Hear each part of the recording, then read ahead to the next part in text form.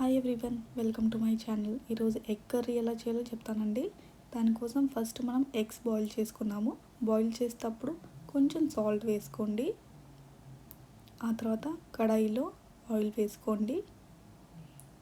Oil heat అయిన తర్వాత మనం ఇప్పుడు ఉడకబెట్టుకున్నాం కదా గుడ్లు, అవి కొంచెం ఫ్రై చేసుకుందాము.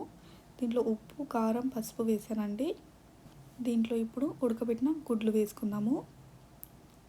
ఇవి ఫ్రై చేసేటప్పుడు కొంచెం మూత పెట్టి ఫ్రై చేసుకోండి, ఎందుకంటే పగిలే ఛాన్స్ ఉంటుంది కదా, అందుకే కొంచెం జాగ్రత్తగా ఫ్రై చేసుకోవాలి. మీరు కావాలంటే దీనికి కట్స్ పెట్టి కూడా కొంచెం ఫ్రై చేసుకోవచ్చు.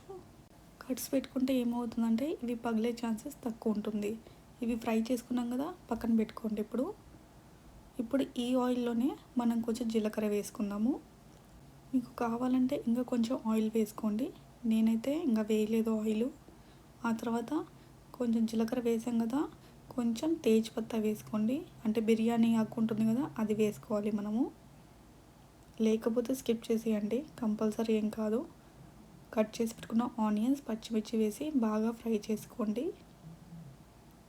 ఆ తర్వాత ఈ మసాలాలు ఏంటంటే మనం కొంచెం మిక్స్ చేసుకుందాము. దీంట్లో ఉప్పు, కారం, పసుపు, కొంచెం ధనియాల పొడి, గరం మసాలా, అల్లం వెల్లుల్లి పేస్ట్, ఇవన్నీ కొంచెం వాటర్ వేసుకొని మిక్స్ చేసుకోండి. దీంట్లోనే కొంచెం చింతపండు కూడా వేసుకోండి, ఎందుకంటే ఎగ్ కర్రీ చేసుకుంటున్నాం కాబట్టి కొంచెం పుల్లగా ఉంటే బాగుంటుంది. ఈ మసాలాలు మొత్తం మిక్స్ చేసుకొని ఇవి ఫ్రై అయినాయి కదండి ఆనియన్స్, ఇప్పుడు దీంట్లో వేసుకోండి మసాలా. ఆ తర్వాత ఇది బాగా ఇప్పుడు ఫ్రై అవ్వాలండి. దీనిలో ఉన్న పచ్చి స్మెల్ మొత్తం పోవాలి. సో ఒక 5-10 మినిట్స్ అన్నా బాగా కుక్ చేసుకోండి. కొంచెం ఆయిల్ పైన తేలిన తర్వాత దీంట్లో టొమాటోస్ వేసుకోవాలి. ఇంకా వాటర్, అంటే కన్సిస్టెన్సీ మీకు ఎలా కావాలో గ్రేవీ అంత వాటర్ పోసుకోండి. నేను ఒక హాఫ్ గ్లాస్ వరకు పోసాను. మీకు ఇంకా లూజ్గా కావాలంటే గ్రేవీ ఒక గ్లాస్ వరకు పోసుకోండి వాటర్.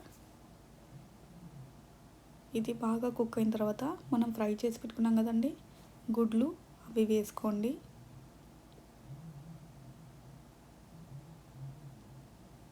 అన్ని ఎగ్స్ వేసుకున్న తర్వాత ఒక 10 మినిట్స్ మనం కుక్ చేసుకుందాము.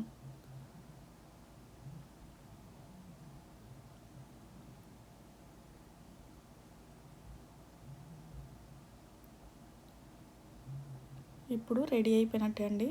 పైనుంచి మనం కొత్తిమీర వేసుకుందాము. ఈ గ్రేవీ చపాతీలకి, అన్నంలకి చాలా బాగుంటుంది. సో మీరు కూడా ఒకసారి ట్రై చేయండి. మనం ఇప్పుడు సర్వ్ చేసుకుందాము.